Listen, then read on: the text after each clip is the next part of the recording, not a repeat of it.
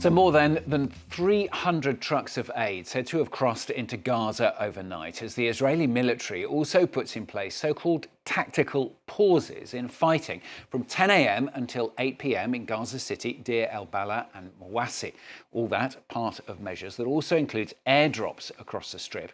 And as anger has grown over surging hunger there, the UN's humanitarian chief, Tom Fletcher, welcoming Israel's decision to support a one-week scale-up of aid. But he said action needs to be sustained, it needs to be vast, and it needs to be fast. Well, let's hear first of all from the Israeli Prime Minister in this report from Charlotte Hughes.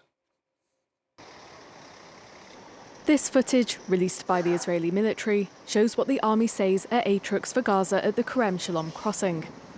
On Sunday, Israel announced daily pauses in fighting in parts of the enclave and secure routes for convoys to distribute desperately needed aid. Meanwhile, Jordan and the United Arab Emirates parachuted in supplies a day after Israel announced it would allow airdrops to resume. Israel says the moves aim to improve the humanitarian response in the territory.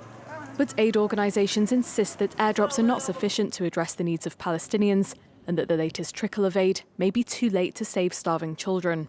We had today around 80 trucks that managed to get into Gaza. This should not be one-off.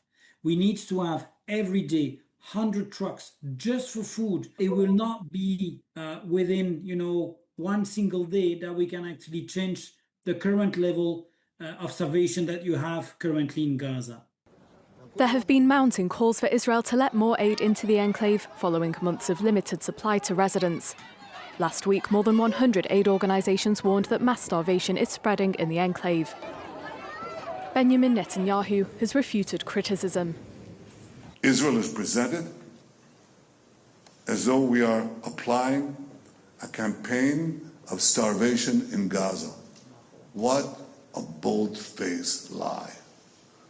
There is no policy of starvation in Gaza, and there is no starvation in Gaza. Hamas's exiled Gaza chief, meanwhile, said that entry of aid to the enclave is crucial to the viability of ceasefire talks. There is no point in continuing negotiation under blockade, extermination and starvation of our children, women and people in the Gaza Strip. The UN and some of Israel's allies are among those who have blamed the country for the food crisis in Gaza, where dozens have died of malnutrition in recent weeks, according to the territory's health ministry. Well, we're going to cross now to Ramallah, talk to Dr. Hadeel Qazzaz, who's international spokesperson for Oxfam International. Thanks very much for joining us today. Yesterday, then, we saw some airdrops. We're now hearing this news of 300 trucks crossing into Gaza. We're just hearing from Israel, in fact, saying 120 trucks of aid has already been distributed in Gaza. Will that make the difference? Good morning and thanks for having me. What makes a difference is when my family tells me that they can actually safely have access to food. I just texted my sister and she said, we still don't have this access. Yesterday, the prices of the flour dropped because of the promise that there is going to be some aid coming in. And suddenly, today, it's doubled. It's almost $30 per kilo.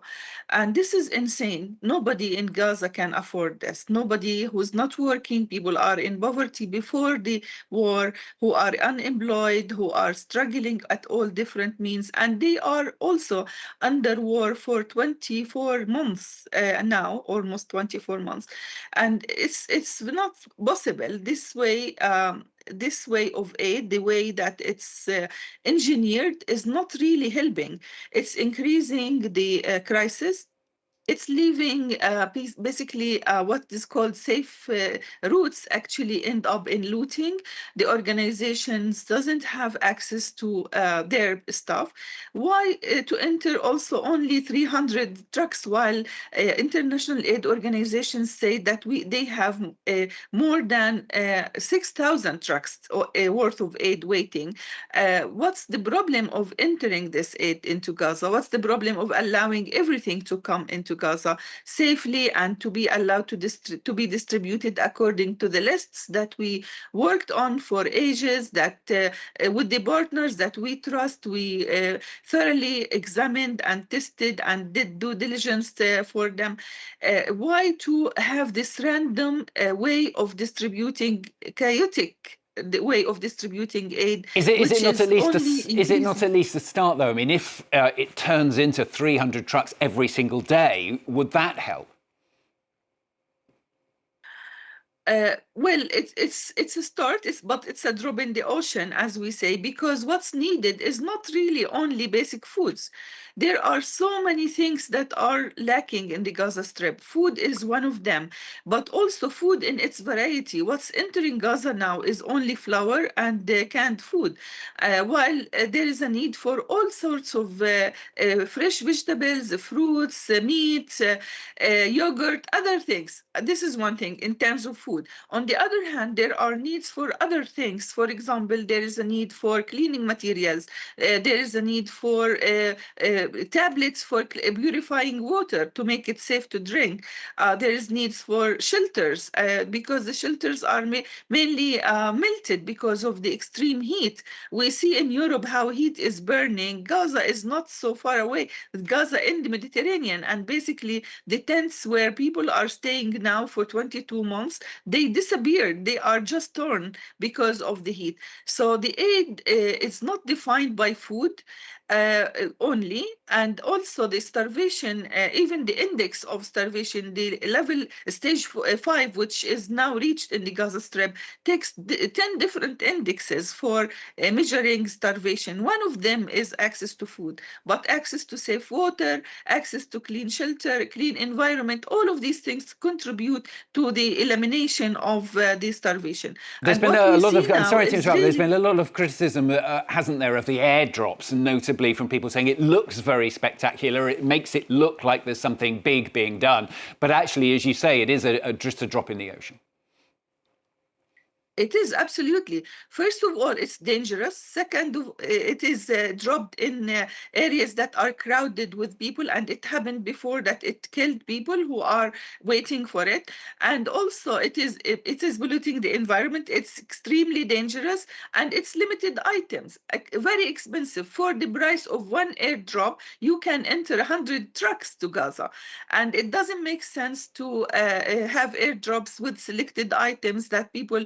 Some of them actually ended in the sea where people couldn't access them, or in areas that are controlled by the Israeli occupation, and also people couldn't access them.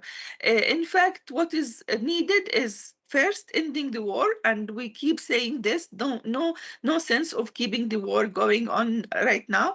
End the war, open all crossing, and don't count trucks, because it doesn't make sense to count trucks.